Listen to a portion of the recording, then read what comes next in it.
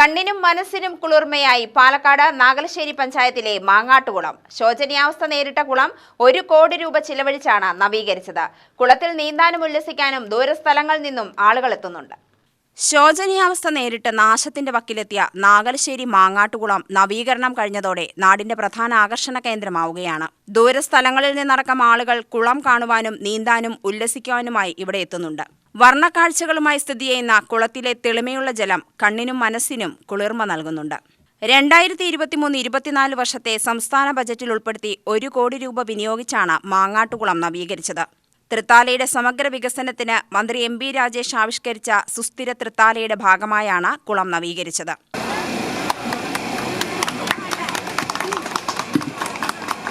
എന്തുകൊണ്ടാണ് ഭാരതപ്പുഴയുടെ തീരത്തായിട്ടും ഈ തൃത്താല മണ്ഡലത്തിൽ ഇത്രയും വെള്ളക്ഷാമം? നമ്മൾ വിദഗ്ധരെയെല്ലാം വിളിച്ച് ചർച്ചയൊക്കെ ചെയ്തു. അപ്പോൾ അവർ ചൂണ്ടിക്കാണിച്ച കാര്യം ഭൂപ്രകൃതിയുടെ പ്രത്യേകത, ചെരിവ് ഒക്കെ കാരണം മഴ എത്ര കിട്ടിയാലും വെള്ളം ഒഴുകി പുഴയിലേക്ക് പോവാണ്.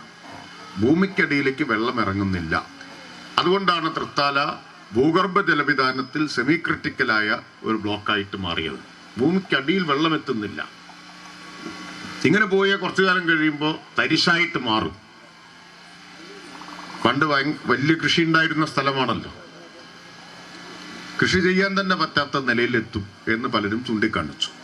അങ്ങനെ നമ്മൾ ആവിഷ്കരിച്ച പദ്ധതിയാണ് സുസ്ഥിര തൃത്താല. തൃത്താലയിലെ ജലസ്രോതസ്സുകളെ പുനരുജ്ജീവിപ്പിക്കുക, ജലസംരക്ഷണം, കൃഷിയുടെ പ്രോത്സാഹനം, മണ്ണ് സംരക്ഷണം, നീർത്തട വികസനം, പിന്നെ ശുചിത്വം, സംരംഭകത്വ വികസനം, ഇതെല്ലാം ചേർത്ത് സമഗ്ര വികസനത്തിന്, സുസ്ഥിരമായ വികസനത്തിന് ആവിഷ്കരിച്ച പദ്ധതിയാണ് സുസ്ഥിര തൃത്താല. വെറുതെ കൊടുത്ത പേരല്ല, ആലോചിച്ച് നിശ്ചയിച്ചു കൊടുത്ത പേരാണ്.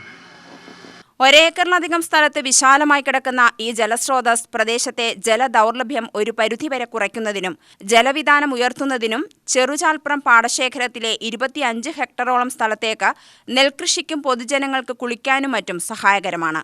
UTV news, Palakkad.